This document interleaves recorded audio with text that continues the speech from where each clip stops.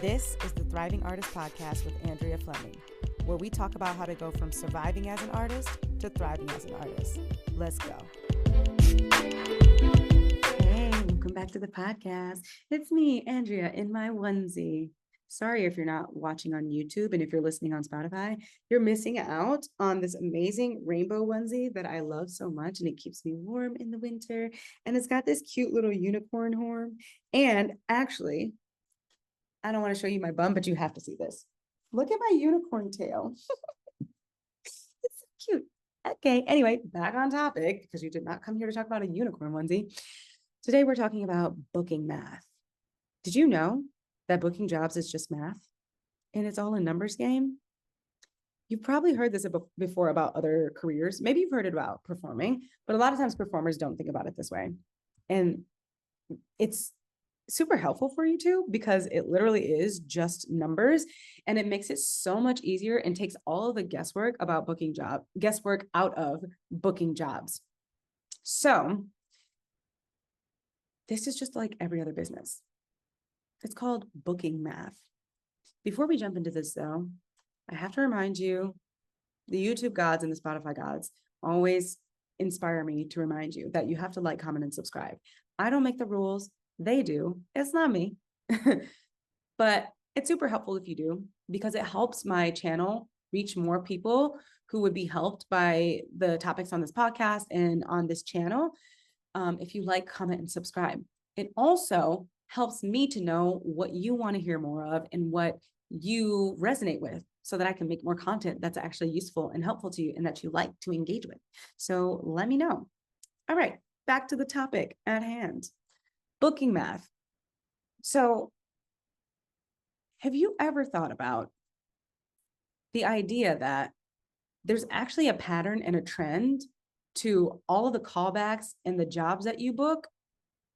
Now, it's not an exact science, because we're human beings, and the way that we make money is through our bodies and our instrument, if you're a performer. And likely if you are a visual artist as well, if you're if you do manual visual art, I don't know the terminology, don't hate on me for that. But if you're like a painter or something like that, or a sculptor, it heavily relies on your body. So likely there's going to be some slight variation to this. However, there is still a trend and a pattern that you'll be able to see if you were someone who tracked all of your numbers and tracked your data. And it'll make it so much easier for you to be able to predict and to be able to decide ahead of time your bookings throughout the year. So let's talk about that. There's actually a formula, and I'm going to specifically focus in on performers because that's what I have the most experience with, but I am positive that it applies to every other artist as well. But there's a formula called the booking formula that helps you to predict, based on the number of auditions you do, the number of jobs that you will book in the next year. Isn't that crazy? It's very simple. It goes something like this: B equals C times A. What are those variables, you ask? B stands for booking, the number of jobs you will likely book in a certain period of time. C stands for conversion rate, the total number of jobs you've already booked divided by the total number of auditions you've already done. A equals auditions, the total number of auditions you plan to do in a certain period of time. Now, I want to preface this, getting into this equation, by saying, going deeper into what we already talked about, that there's going to be some variation, because especially if you're a singer or a dancer or an actor, someone who literally your body is your instrument, it's going to kind of depend on the health of your body at the time. And it's going to depend on your proficiency in skill, right? So if you're not so great at your technical skill and your craft is kind of like inconsistent, that's going to affect whether or not this equation is going to produce a more predictable result. I will still argue that it's going to be way more predictable than you think it is, but it becomes more predictable the more you hone in those things. We can't necessarily do anything about health overall all the time, but we can do some things to influence it. We're going to talk about that later. let's get back to the equation. So B equals C times A. This formula, if you actually track all of your data, is so simple to use and makes it so much easier for you to determine the jobs you want to do. Here's how. Let's say you have done 35 auditions this year, and you have booked maybe 3 jobs from those 35 auditions. Chances are that if that's your conversion rate, right? 3 offers, 3 bookings divided by 35 auditions. I'm using my calculator because I don't want to get it wrong in front of you guys, even though you would be surprised to know I was a math major. I actually graduated with honors in math, but I still use a calculator. So anyway, the conversion rate, if that were your number, 3 bookings after 35 auditions, your conversion rate would be 0.029 approximately.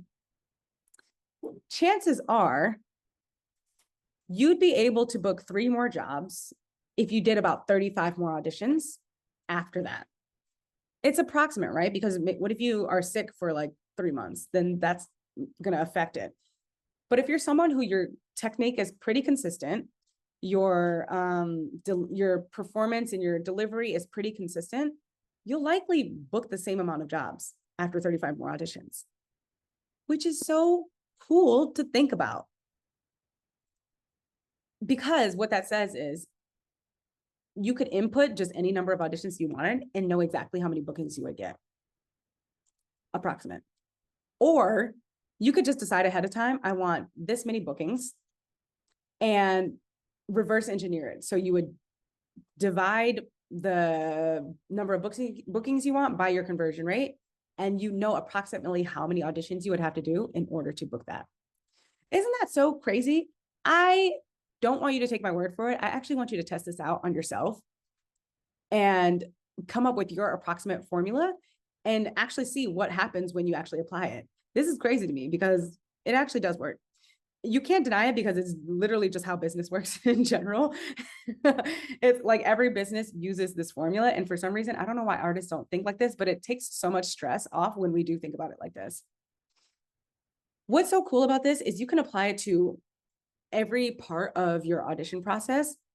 So let's say you just want to see what your likelihood that you would book an audition after the 3rd callback. You can actually take all of the data from all of your 3rd callbacks and put it in the same formula and use it the exact same way. Or you can even figure out what your bookings would be like after, if you went through an audition process that had 3 different callbacks in it multiple times. So another way to say that is, let's say you audition for only Broadway. Usually Broadway has about 3 callback rounds, 3 or 4 callback rounds, depending on the show, because I know Hamilton, they do like 75 million because Tom Kill loves to date his performer, not in a literal way. He likes to actually get to know his performer. So he spends a lot of time with them. But a lot of Broadway auditions, you'll go through like 3 or 4 rounds, sometimes 2, give or take. But if you wanted to audition for like 7 different Broadway shows, you can actually find your conversion rate for the 1st round, and then the 2nd round, and then the 3rd round, and then the 4th round, add those all up, and that will give you your formula for all Broadway auditions that did 3 or 4 rounds of callbacks. That's so freaking cool. Okay. What is amazing about this is that now you never have to guess. It's going to fluctuate, like I said, based on your health, based on, let's say you are auditioning for all Broadway, but your specialty is one thing, like you're a belter and you're not really a legit performer. It's going to fluctuate based on which style you go into. You can't really apply the belting formula to the legit formula, but you can find the legit formula and you can find the belting formula, and then you could probably add those together. If you never changed anything, you would gain so much more control over your ability to not only predict the jobs you want to book, but to have control over your schedule. So you never have to worry about like, oh, what if I miss a week of auditions? I don't know the next time I'll book a job. No, you can actually take a week off if you want to, because you know all you have to do is get right back on track and do however many more auditions that you need to do in order to book a job. But what if you don't actually want to do the same number of auditions? Right? What if you wanted to keep the same number of bookings, but you wanted to do less auditions? Which is something that's super common once you get older in your career. Like you hit 30s and you're like, okay, I don't want to be busting my ass anymore. This is too much. Because like we start off and we're really pounding the pavement. I used to go to like, I don't know, 15 to 20 auditions a week. That's way, way too many for me now. I do not have the stamina for that in my mind or in my body. And also I'm just busy now. Like I have a lot going on, which is great. It's a good problem to have, but I can't do as many auditions. So I'm in the phase where now I'm trying to keep the same number of bookings or even increase my bookings and do less auditions. And for that, you actually just need to improve your conversion rates. So what does that mean exactly? How do you improve your conversion rates? Well, I'm glad you asked, because all that means is you have to make your product more sellable. How do you do that?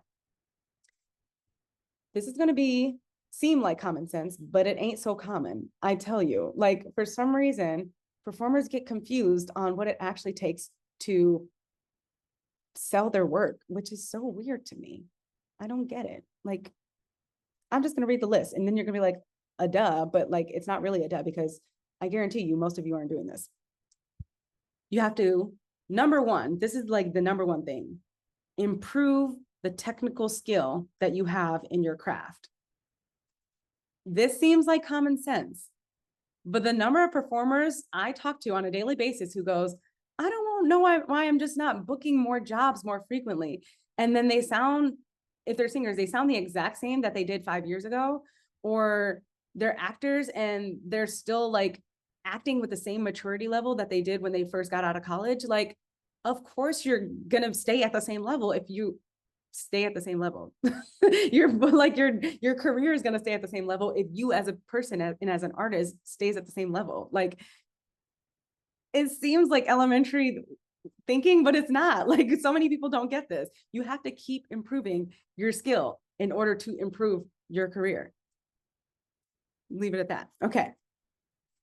Improving the quality of your performance, which is a lot different than your technical skill. The quality of performance to me is your level, your ability to captivate an audience or drive people's interest in your performance, which sometimes you don't even have to be technically good to do that. There's so many people that I love, artists that I love who are not technically proficient, but I cannot take my eyes off of them when I see them on stage or when I see them on TV. A lot of times they do go hand in hand, but not always. And I think this is true more so for singing than it is for acting, or in general, like music making than it is for acting. It's kind of hard to be captivating when you are not technically proficient. Actually, I can think of some examples in acting. But anyway, have you ever experienced a performer, like you gone to see a singer perform and you're like, they're not always in tune. Sometimes they're straining, but I literally want to melt on the floor in a puddle of tears because I am so moved by what they're expressing. That's someone who's going to get a lot of bookings. For me, who comes to mind is Janis Joplin. She is one of my favorite artists. I feel her soul in her heart anytime I listen to her. But she's not like the best singer in the world. She's got an interesting sound, but like she's not the most technically proficient person. But I love her, and she gained notoriety really quickly and got really big really fast. And then of course she passed away, rest her soul. But people loved her just because she had such a captivating presence and energy, and the way that she produced art was so interesting and just moving. So if you are increasing that ability, your ability to captivate people and your ability to be interesting and magnetizing, that's of course going to make your product as an artist more sellable. Here's some other ones. The quality of your resume.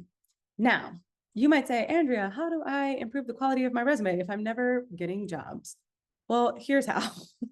You can actually make your resume look more appealing, right? Some people, I don't know where people get this, but they like do weird things with their resume. Like they do all these weird fonts and like they arrange their resume in ways that don't actually demonstrate who they want to be seen as an artist. So they'll put like, I don't know, I can't even think of an example. Like if you are a dancer and a singer, but you want to be known as a singer and you want to book more as a singer, it's not going to be helpful to you to put all of your dance stuff at the top, right? Because then they're just going to see you as a dancer.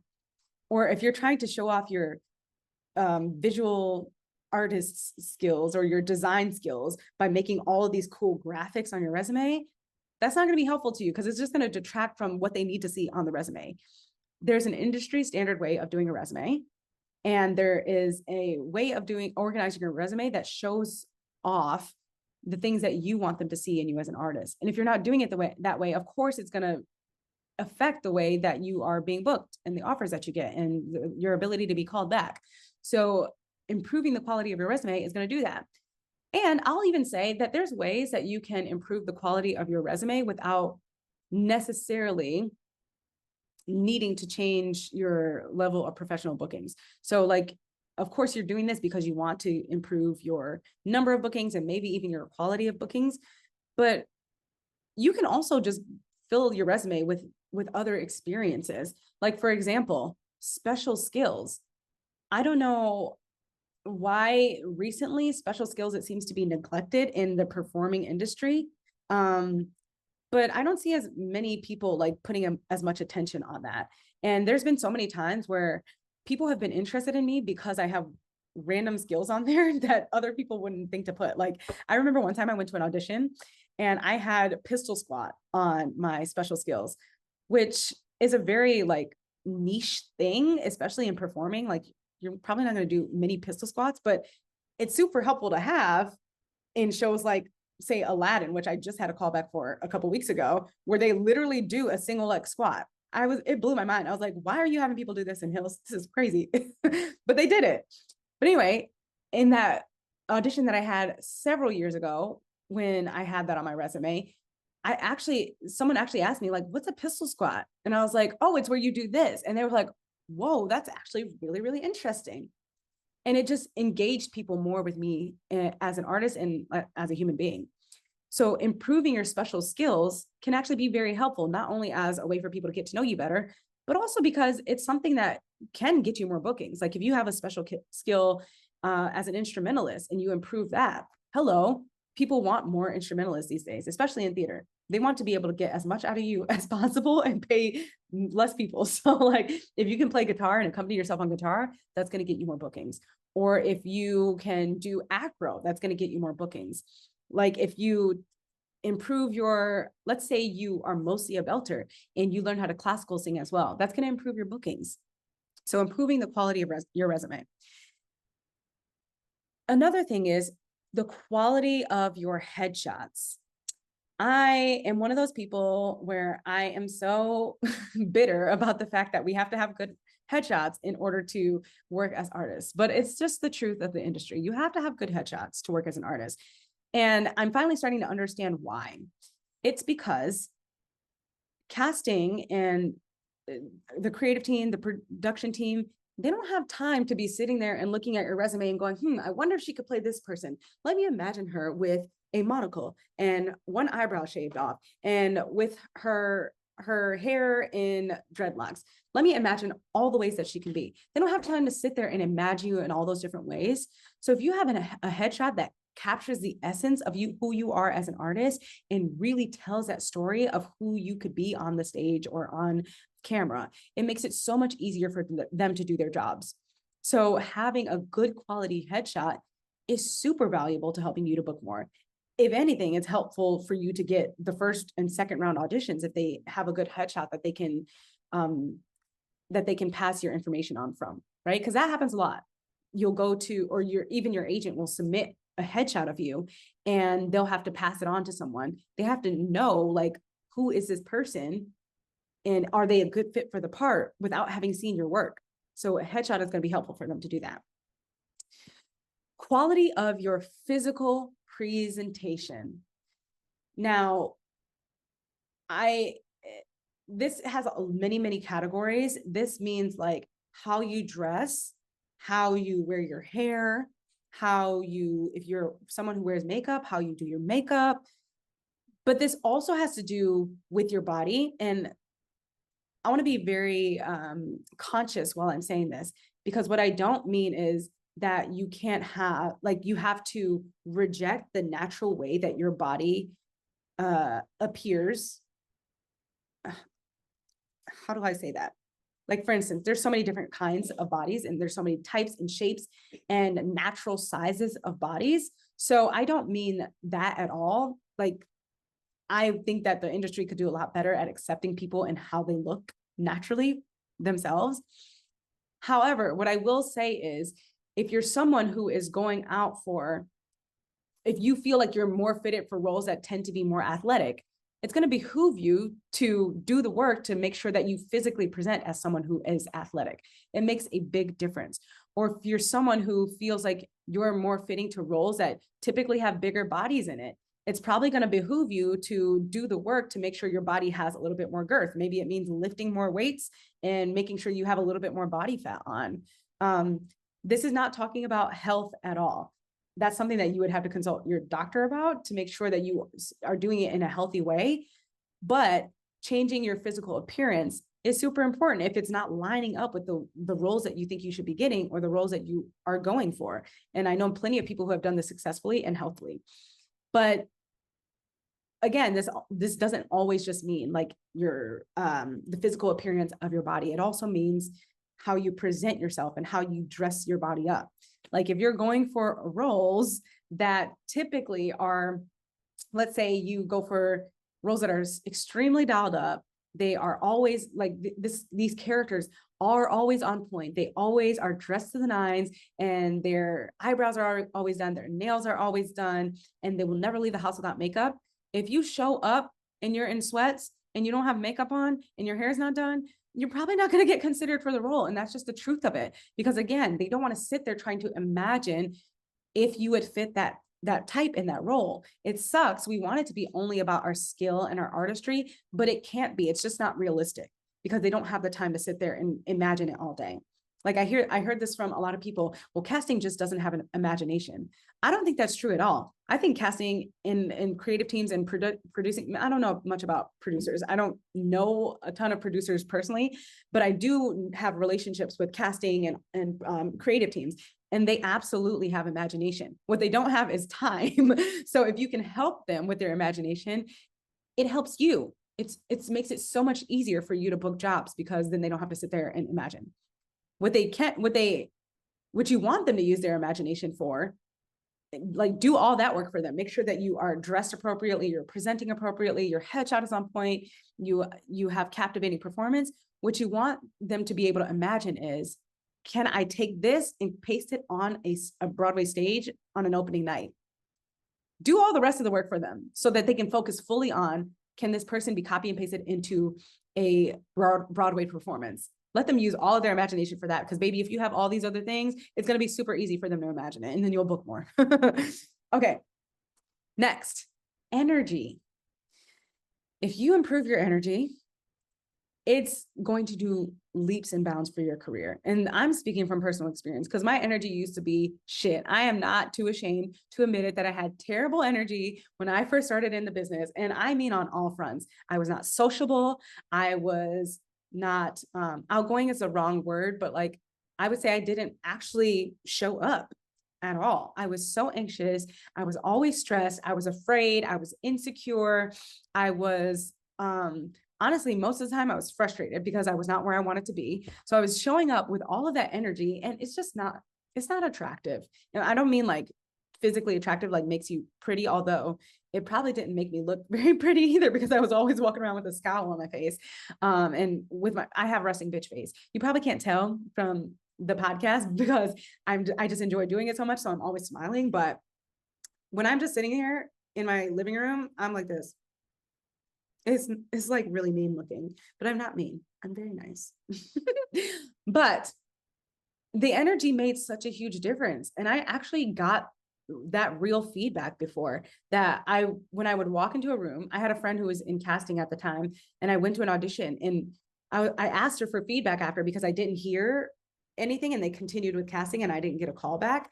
And I was like, do you mind if I get feedback from you? And she was like, yeah, actually your performance was incredible. There's literally no notes on that, but it was the way that you walked into the room. You just weren't connected at all. You didn't acknowledge anybody. It felt like you didn't want to be there. Actually, two people told me this in the past about my work.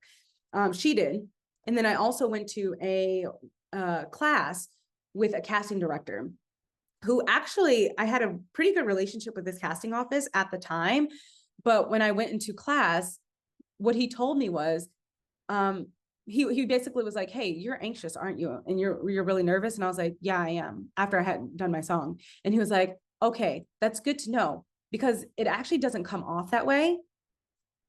Your voice isn't affected at all. You're singing really well. And it doesn't present as you're anxious. It presents as you don't want to be here. And that was the most amazing gift he ever could have given me. Him and also my friend who was also in casting. Those were the best gifts that they could have given me, because, ooh, lighting is a little weird. Sorry about that. Because they actually were honest with me about those things. I gained awareness about how I was coming off to other people in my energy. And when I shifted my energy, baby, let me tell you, it did a world of wonders for my career. All of a sudden, people wanted to call me back for things. They wanted to cast me in things. They wanted to be in the room with me. And so I can't emphasize enough how big of a difference energy makes.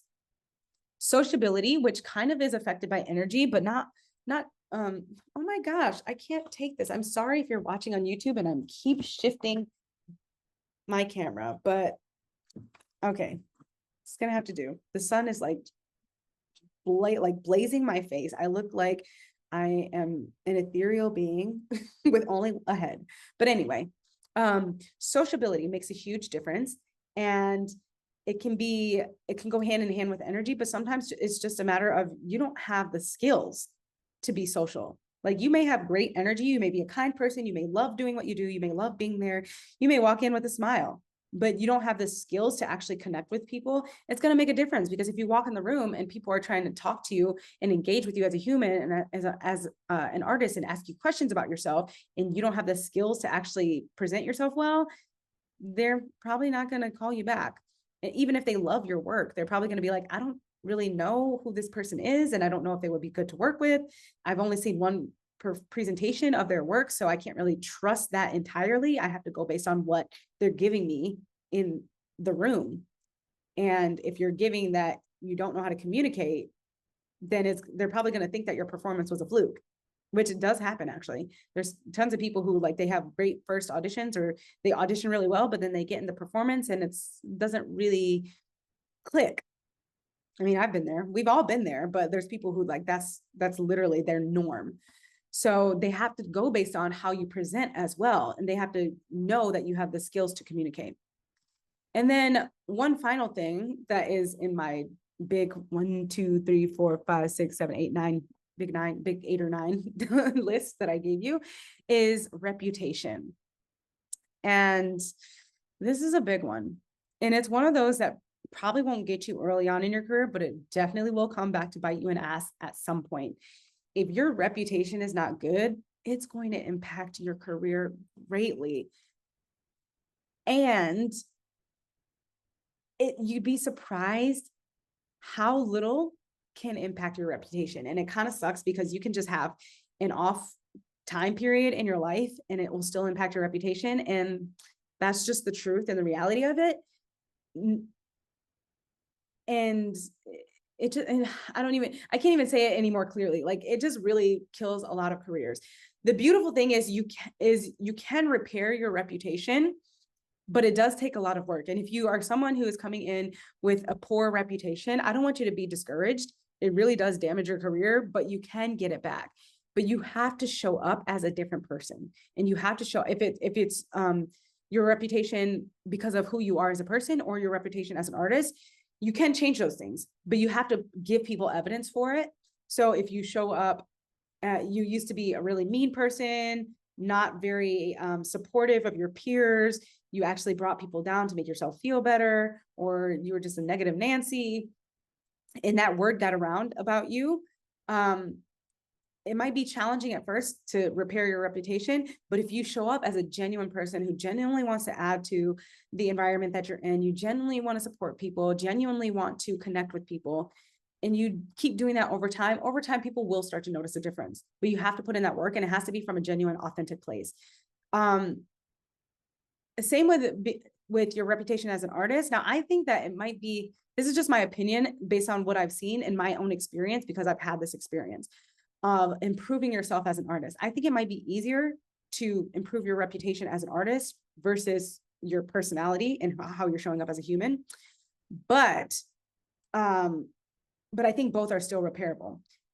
So as an artist, if you are known for not giving great performances, or you're known for your instrument not being reliable, or you're known for not being sustainable, it can impact your career. But if you show up and you start showing people that, hey, I'm singing in tune more often, or hey, I make bigger choices now and I do that more frequently, or if you are in your gigs, you're actually showing that you can sustain for longer, and you can show up and you can do all 8 shows in a week, and you can show up week after week, then your reputation is going to start to repair itself. People are going to be like, oh, you know what?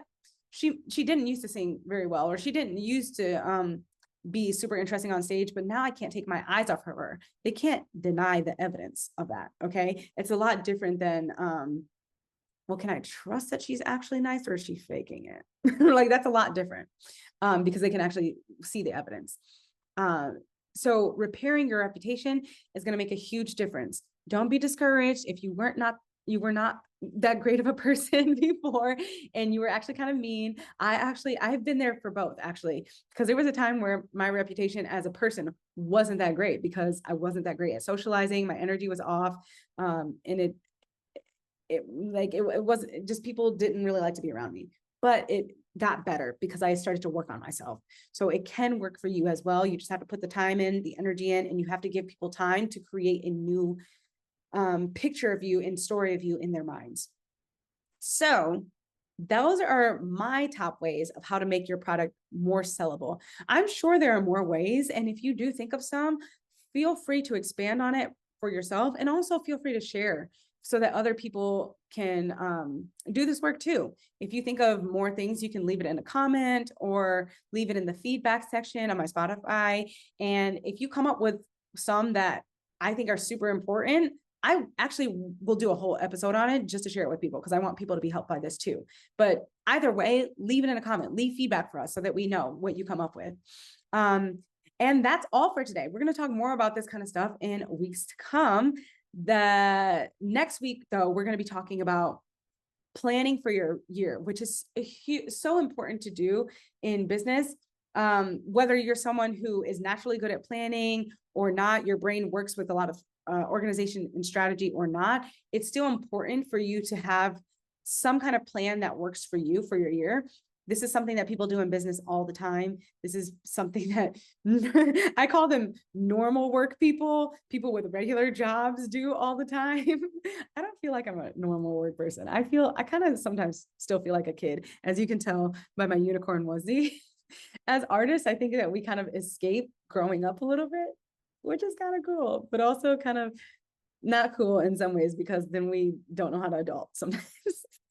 But anyway, normal people, they actually plan their financial year and their business year and their work year. So I'm going to show you ways that I do it with someone who is, I kind of have both sides of my brain. I have a very structured part of my brain, and then I also have a part of my brain that is all over the place, needs freedom and needs chaos in order to work, which I think there's a lot of neurodivergence going on in my brain, and opposing neurodivergences going on in my brain. But all of that to say, whether you're the kind of neurodivergent who needs a lot of structure, or you're the kind of neurodivergent that thrives off chaos, this will be helpful to you, because I need both. And I'm going to tell you exactly how I do it and how I make those two parts of my brain work very well together with the way that I plan and quote unquote structure my year. So tune in next week for that episode, and I will see you then. Bye.